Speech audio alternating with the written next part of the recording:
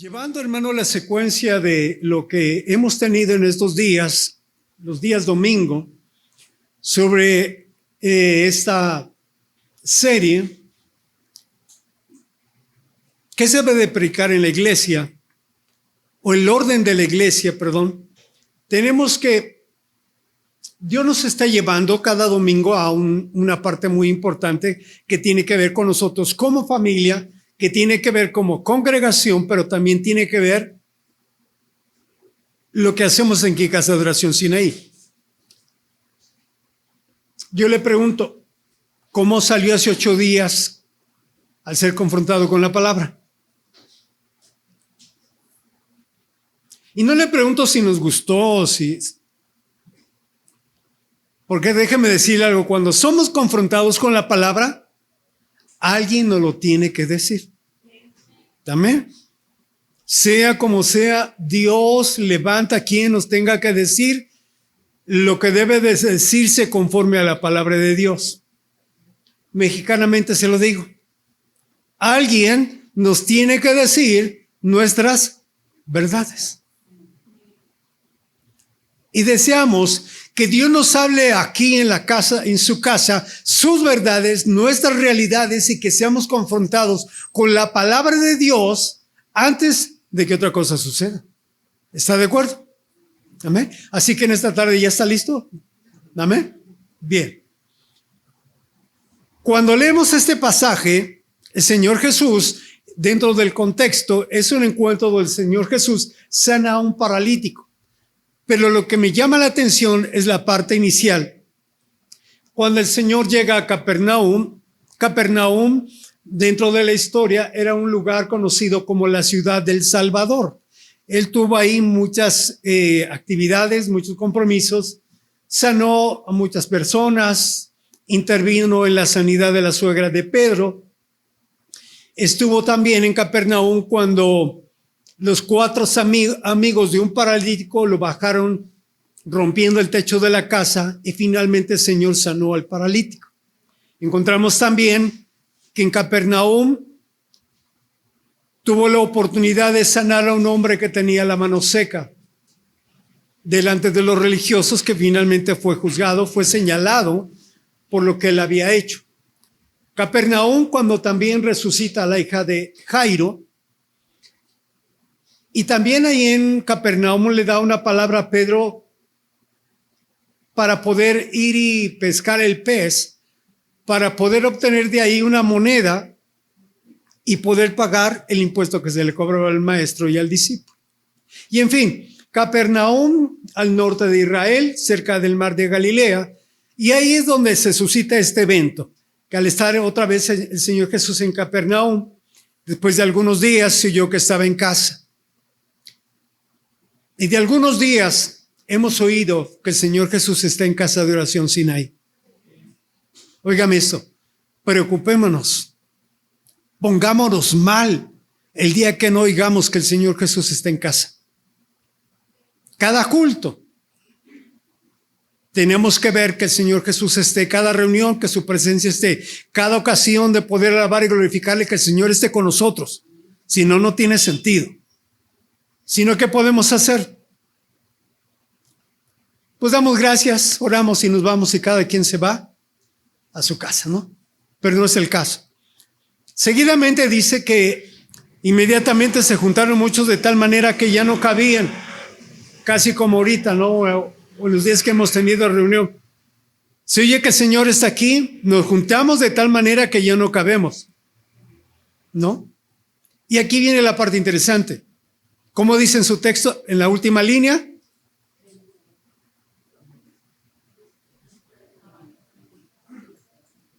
¿Cómo dice?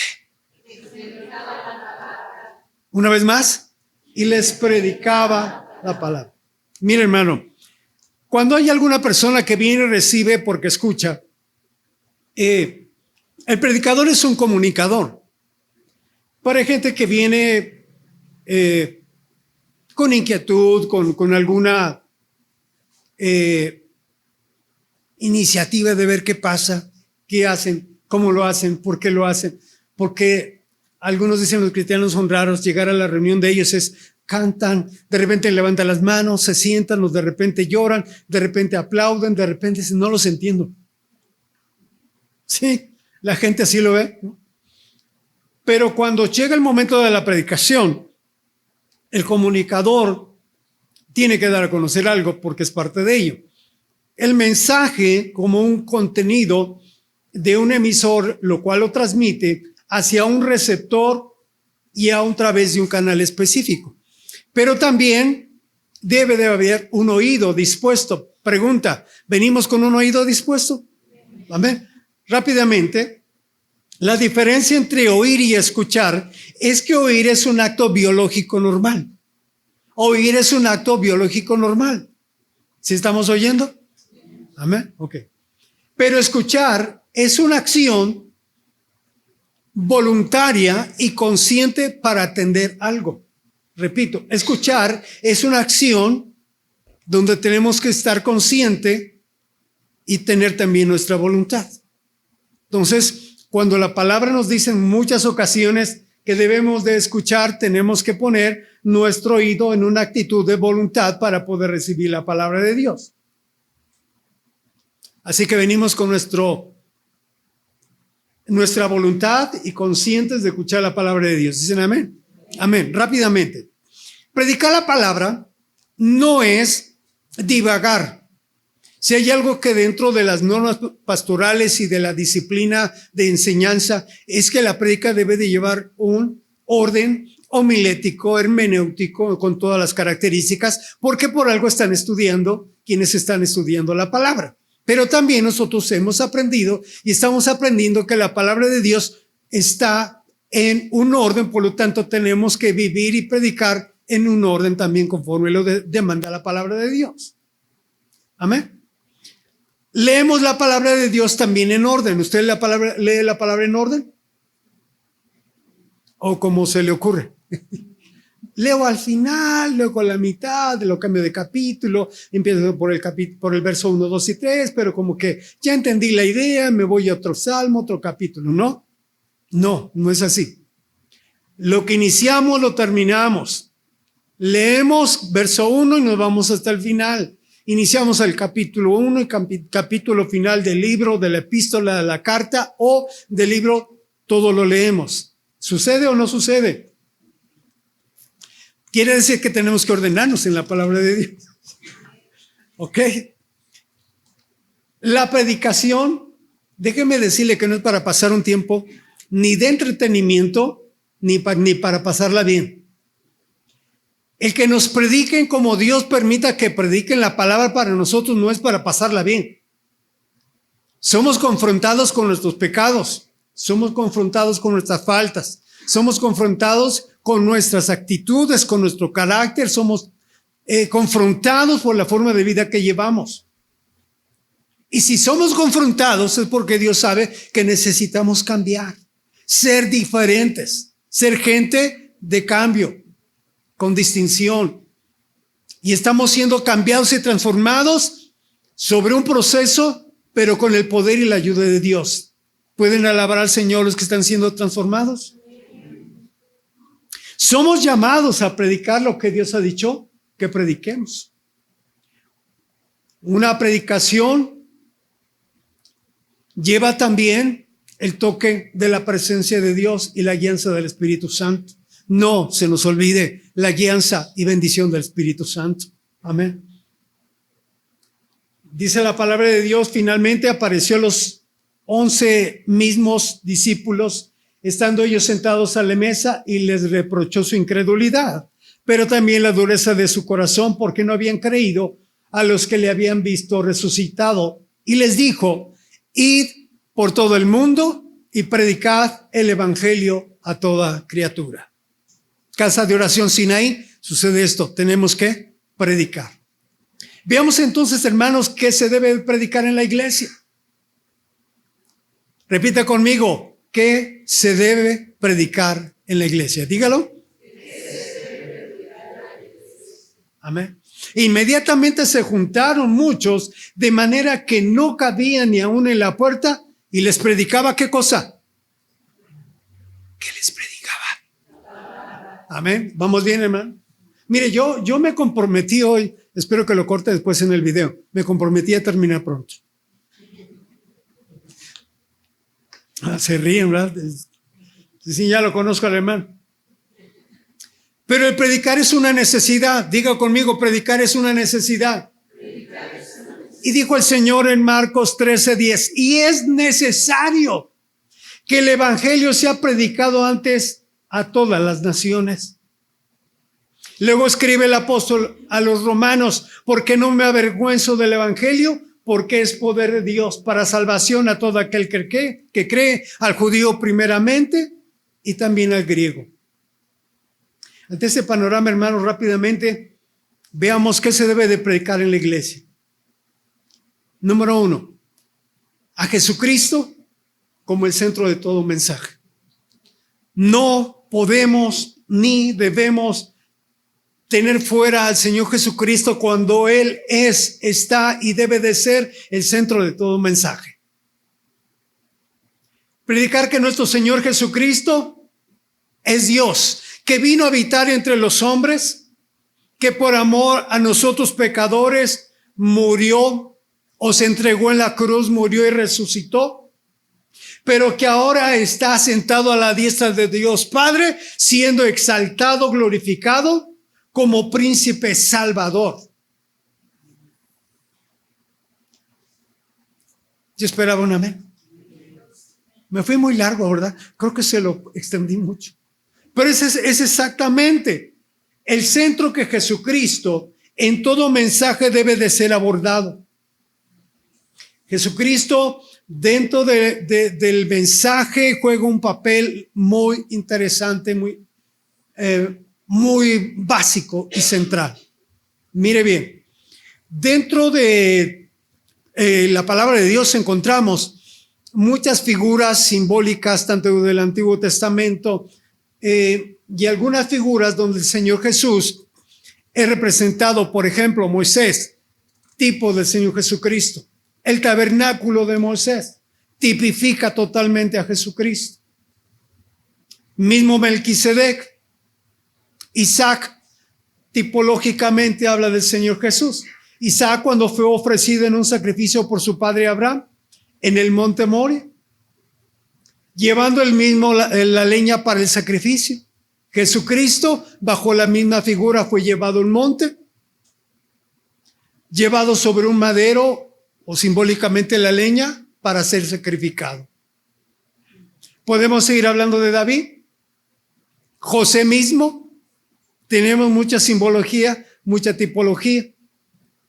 A Jesucristo como el centro de un mensaje que, óigame bien, cuando usted escucha un mensaje, si está tomado de la centralidad de Cristo, vale la pena escuchar ese mensaje. Tenemos toda clase de mensajes motivacionales, de coaching, de todo tipo, nombres, títulos, pero cuando un mensaje usted escucha el nombre de Cristo, vale la pena. Amén. Cuando Jesucristo como centro, también el mensaje tiene que ver con nosotros. El mensaje que se expone no puede decir si es para él, para la hermana, y este mensaje era para la hermana pero no vino. Para los que hoy hubieran estado pero no están. No, cada uno tenemos mucho que ver con cada mensaje, así que hoy también el mensaje para nosotros. Amén. Si Jesucristo es el centro de un mensaje, entonces es el centro de nuestra vida. Pregunto, ¿a estas alturas Jesucristo es el centro de su vida?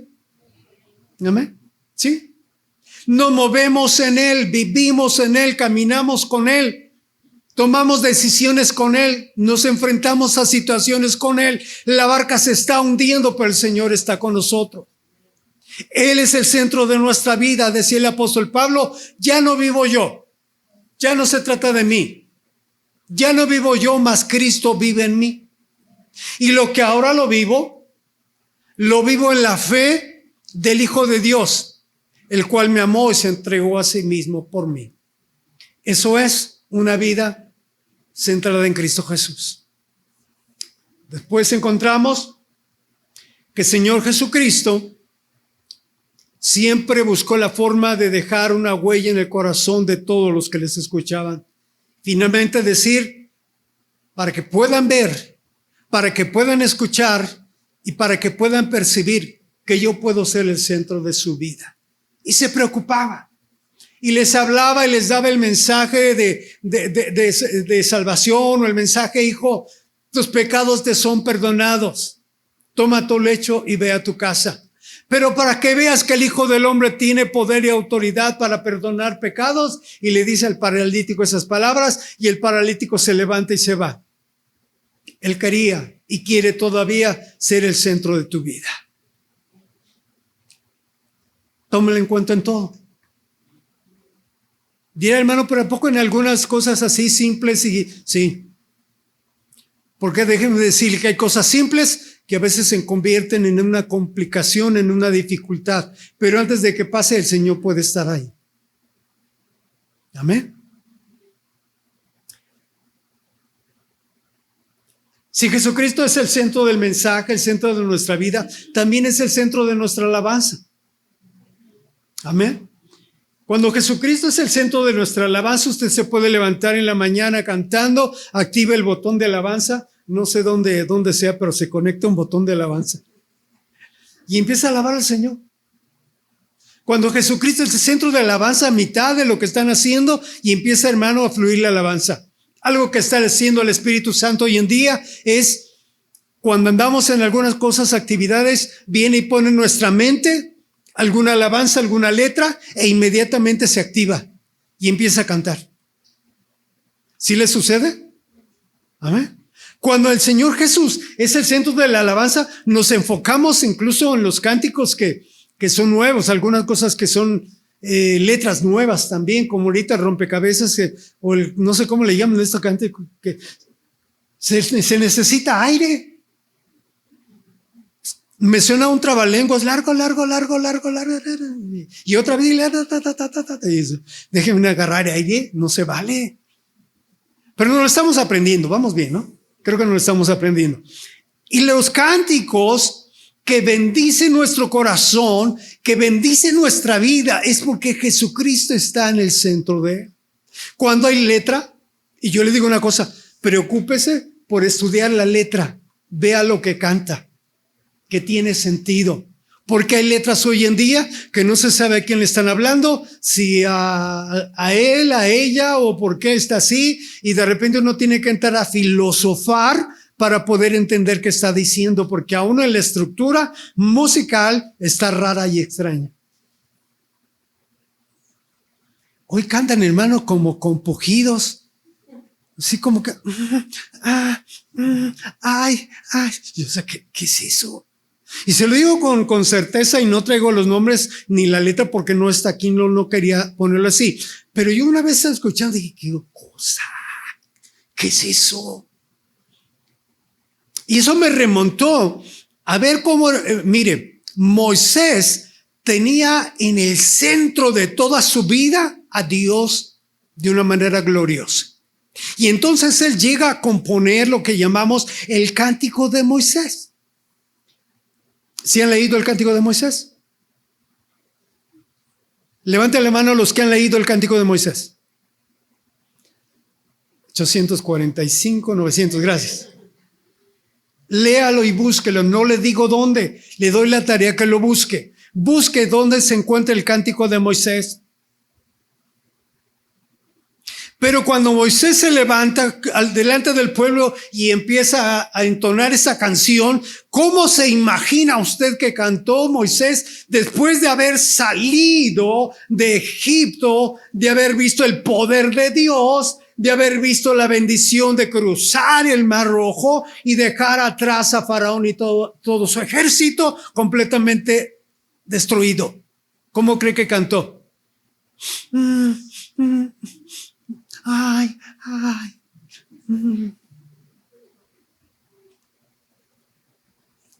Toda la fortaleza y la fuerza con la que él cantó tenía que, hermano, haber impactado al pueblo al grado que más adelante el Señor le dice: Moisés, escríbelo. Escribe ese cántico y se lo vas a dar a conocer al pueblo. Impresionante, ¿no? Él decía, Jehová es mi fortaleza y mi cántico, y ha sido mi salvación. Este es mi Dios y lo alabaré. Dios de mi Padre y lo enalteceré. Estoy en el verso 2. ¿Se imagina cómo lo cantaban? Y él dice, hermano, pero es que no tenían batería.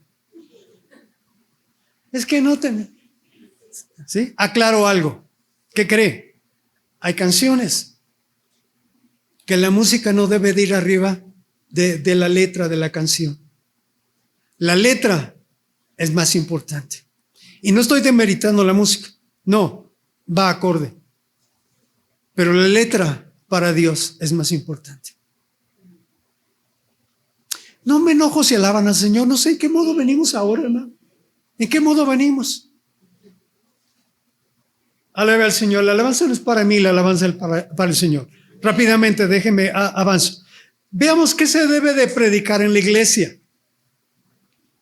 La palabra. Jesucristo como centro de la palabra, pero ya tenemos el elemento, ahora vamos directamente a la palabra. Y para los que están anotando, los que están teniendo ahí sus anotaciones profundas, ¿qué significa predicar la palabra? Entonces ponle ahí, significa predicar la palabra.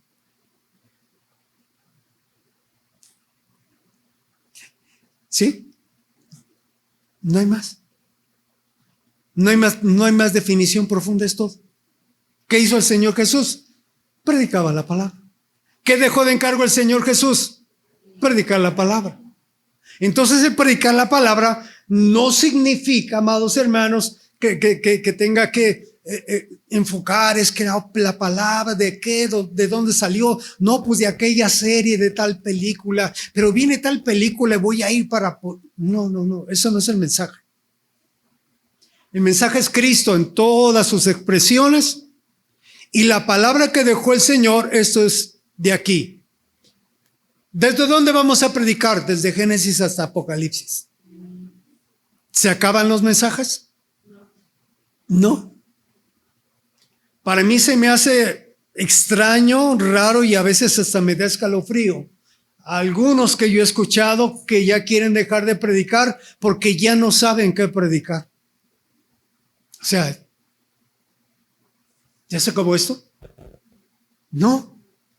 Es vasto y abundante el mensaje que el Señor ha dejado en su palabra. Es suficiente, diga conmigo, es suficiente. La palabra es suficiente. ¿Y por qué es? Porque Hebreos 4:12 lo dice. La palabra de Dios es viva y eficaz. La palabra de Dios es viva y eficaz. Amén. Ahora sí, tome su Biblia en sus manos. De veras, agarre su Biblia en las manos. Bueno, si trae su Biblia en el celular, agarre el celular. Y ahorita le va a vibrar, va a ver. Ok. Y ahí dice claramente, porque la palabra de Dios es ¿qué? Entonces tenemos en nuestras manos un elemento vivo. Va a decir, hermano, es que no se mueve. Ok, ¿quieres que te brinque en la noche? ¿Quieres que en la noche te caiga en la cabeza? Provoca a Dios. Pero cuando dice esto, es viva, este elemento es vivo. No es letra muerta. Hemos, hermano, tenido la oportunidad de analizar, ver y cuestiones de letra, de filosofía, de escritos, y esto es lo único que demuestra que está vivo. Y si es vivo, es poderoso. Porque no es mi palabra, no es su palabra, es palabra de Dios. Y el Dios que tenemos es un Dios vivo. Ni está obsoleta, ni está anticuada, ni está dejada en los antiguos escritos, sino que ahora, a través de ese poder de Dios, genera vida y produce un impacto en la vida del corazón y en la vida de todo aquel que recibe la palabra. Por lo tanto, hermano, la invitación, recibamos la palabra del Señor. ¿Qué tenemos que predicar? La palabra. Hermanos, que a mí me gustaría dar mi testimonio. ¿Qué lugar tiene el testimonio? Primero la palabra, tu testimonio es el segundo y diré todo lo que quiera. Es que yo le predico a la gente con mi testimonio. Cambia.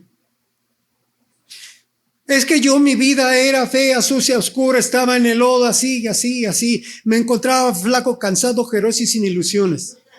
Sí, te entiendo, pero eso no es predicar. Predicar es dar a conocer a la gente que hay un hombre que dio su vida por amor a ella para perdón de sus pecados y que no quiere dejarle así, sino que quiere habitar en su corazón para que tenga vida y vida en abundancia. ¿Me explico? Nuestro testimonio enseguida. Tenemos que ver que la palabra de Dios también, lo voy a ver muy rápidamente, y dice la palabra que es más cortante que ¿qué? Toda espada de 2 filos. Es decir, penetra sin ningún problema, penetra. Filo en un lado, filo en el otro, la punta y entra porque entra. Hasta lo más profundo del ser humano. Penetra hasta partir el alma. Y en el alma, las emociones, razón, conciencia, intelecto. Es que es muy emocional, sí, pero la palabra va a entrar a tus emociones. Tiene que penetrar. Y el penetrar tiene que romper, cortar y llegar hasta donde está la parte emocional, sentimental. Es que no me gusta perdonar, es que me siento herido, me siento lastimado, sí, pero el Señor vino para eso, para perdonar a través de la palabra que debe de estar en lo profundo, de tal manera que si Dios dice perdona, ¿qué tiene que hacer? No todos, ¿verdad? Todos tenemos que trabajar en ello. Les digo una cosa, hermano, perdone. Dese el regalo del perdón. Regale algo así. Y después viene otra parte. Y es el alma y el espíritu.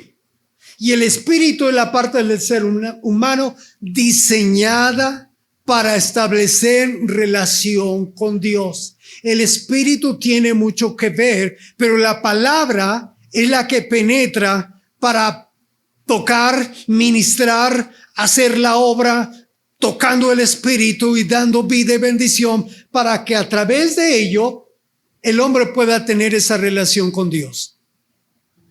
No decimos muchas veces, Señor, bendice mi espíritu. Señor, bendice mi alma.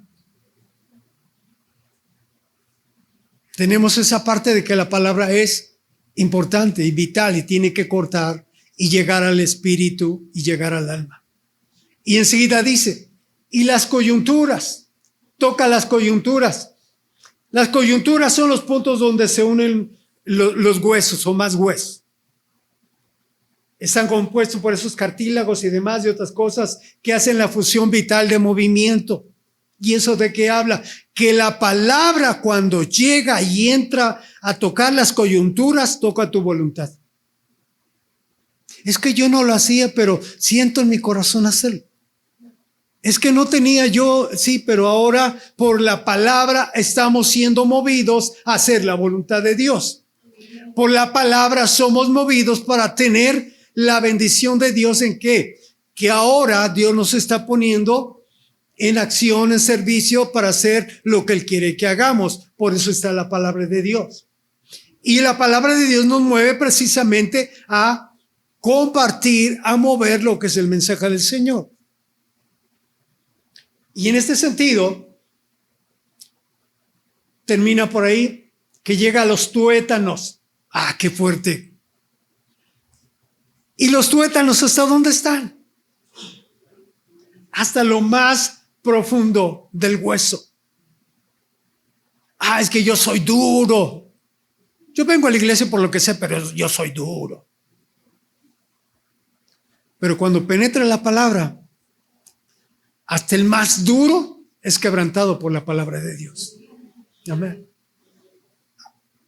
Toca la parte estructural del esqueleto y finalmente discierne los pensamientos y las intenciones del corazón. Entonces se da cuenta, hermano, que ningún documento ni ninguna otra obra literaria llega a tener esta vida y este poder como es el poder transformador de la palabra de Dios.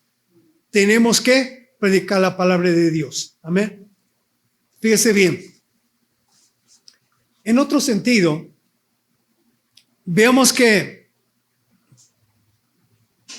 predicar la palabra de Dios, y de aquí voy a un extremo, tenemos que ver que continuamente o en una forma muy clara se esté predicando el arrepentimiento y la salvación.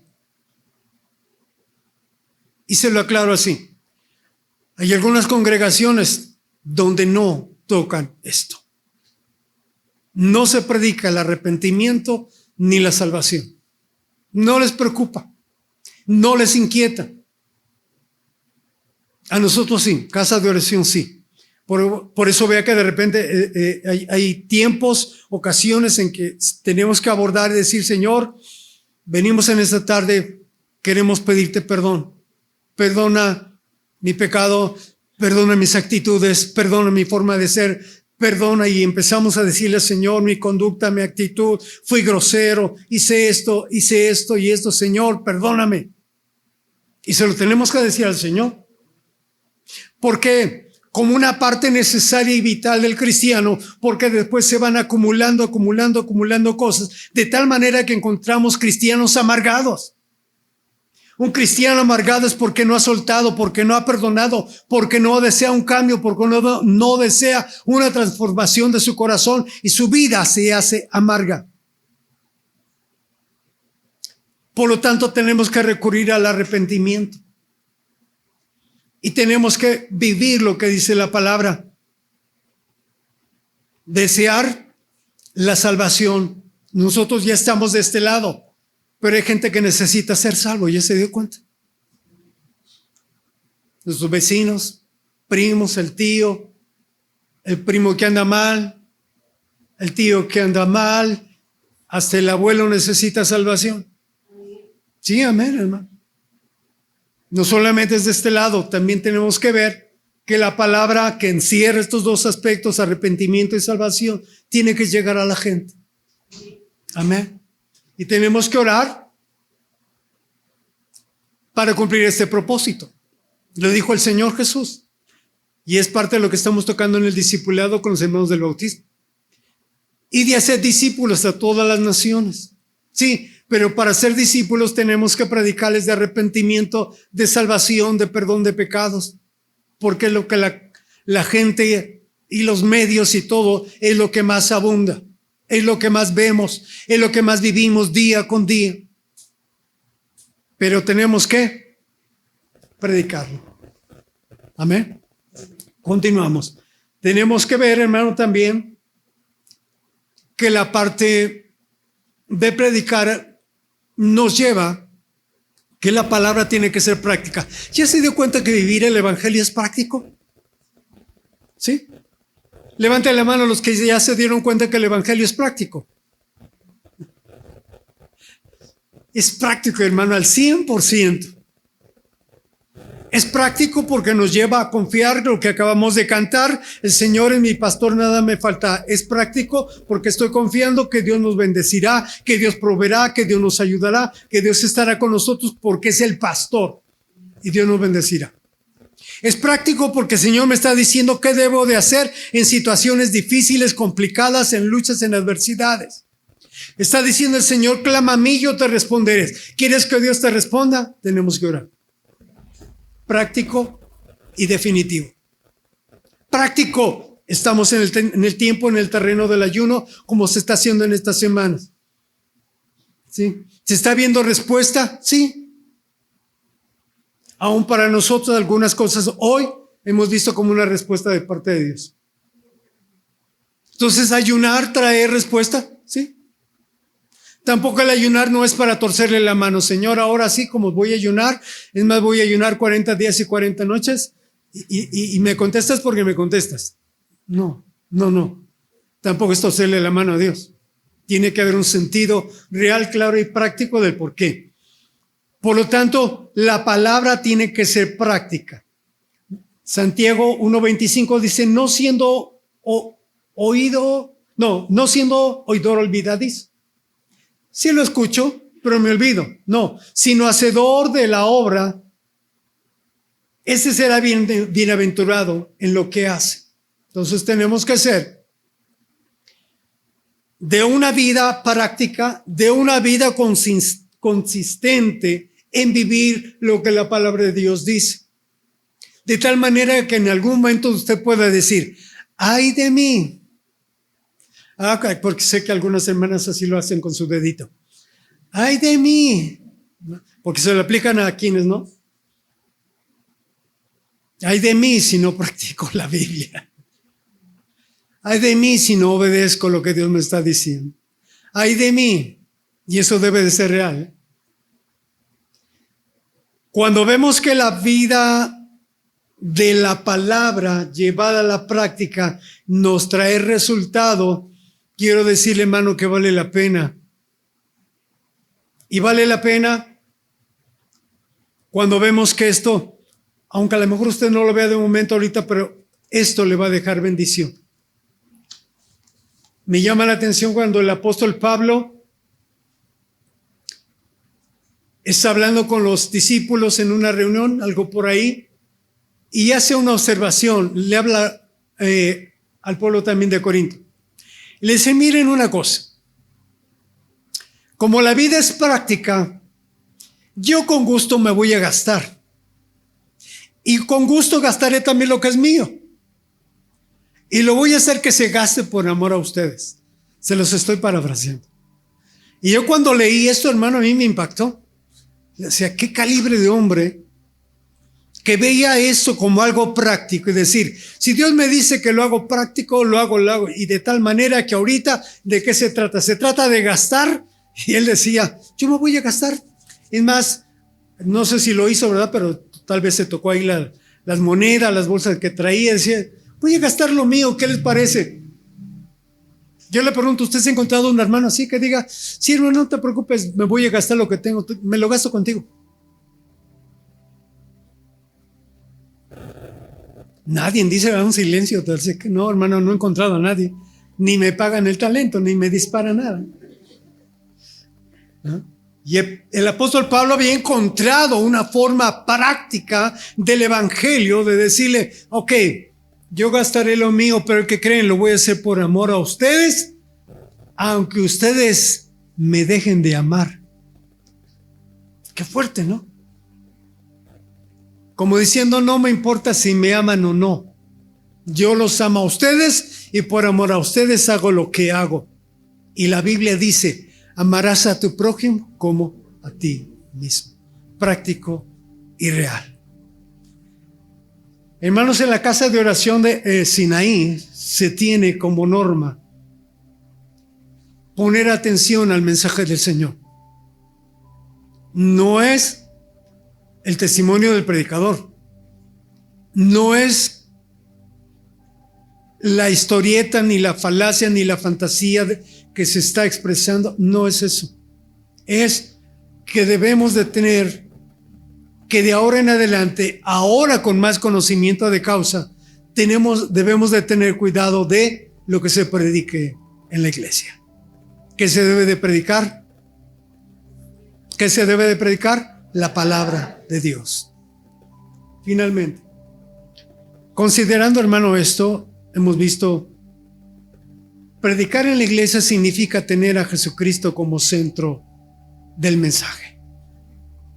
Predicar en la iglesia significa que aún la palabra tiene autoridad. Predicar la palabra en la iglesia habla de arrepentimiento y salvación.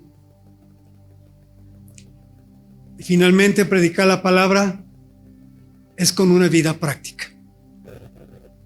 El cristiano es práctico. Pablo, al final de su carta y de sus últimas líneas que escribiera para Timoteo, le dice, Timoteo, te encargo delante de Dios y del Señor Jesucristo, que juzgará a los vivos y a los muertos en su manifestación y en su reino, que prediques la palabra, que instes a tiempo y fuera de tiempo, redarguye, reprende, exhorta con toda paciencia y doctrina. Segunda de Timoteo 4, 1 y 2. Y ahí le hace este encargo que me llamó la atención. Te encarezco delante de Dios. Y le pone un encargo que me llama la atención en el sentido de la posición en que lo pone. Te hago el encargo no delante de la iglesia, no delante de tus colaboradores. Te hago un encargo delante de Dios. Qué fuerte. Y le encarga que prediques, verso 2, que prediques la palabra. No prediques las fábulas, no prediques las filosofías que están corriendo en ese tiempo, porque hay un correr de filosofías que vienen desde los griegos, está pasando por esta influencia, la influencia romana, pero Timoteo, tú no prediques eso. Predica la palabra.Ínstalo a tiempo, muévelo a tiempo, fuera de tiempo, pero también por la palabra redarguye, reprende y exhorta con toda paciencia y doctrina. Y aquí me lleva, hermano, nada más para ir concluyendo. Usted conoce la doctrina. ¿De dónde obtenemos la doctrina? ¿Quiere que hablemos de doctrina? Traigamos Biblia. Amén. No hay cosa aquí oculta ni rara, todo está en la palabra de Dios. Y nuevamente le dice, procura con diligencia presentarte a Dios aprobado. ¿Qué nivel, qué palabra le ponía Pablo a Timoteo? Se trata de Dios. Primero te encargo delante de Dios, no delante de nada. Es Dios el que te llamó, es Dios el que te está diciendo que predique la palabra, es Dios. Pero ahora delante de Dios, procura con diligencia, pero preséntate como un obrero que no tiene de qué avergonzarse. Es Timoteo 2, segunda de Timoteo 2:15. Que no tiene nada de qué avergonzarse, que usa bien la palabra de verdad. Entonces sí dice que usa bien, la puede usar mal. Sí. Hay quien está usando mal la palabra de Dios, que la está disertando de una manera equivocada, pues le está diciendo, úsala bien. Hay otra versión donde dice que traza, versión antigua, versión 09, que traza bien la palabra de verdad, trázala bien. Que interpreta correctamente según la versión NBI, que interpreta rectamente la palabra de Dios, Nueva Traducción Viviente, que explica correctamente la palabra de verdad, y TLA, que enseña correctamente el mensaje verdadero.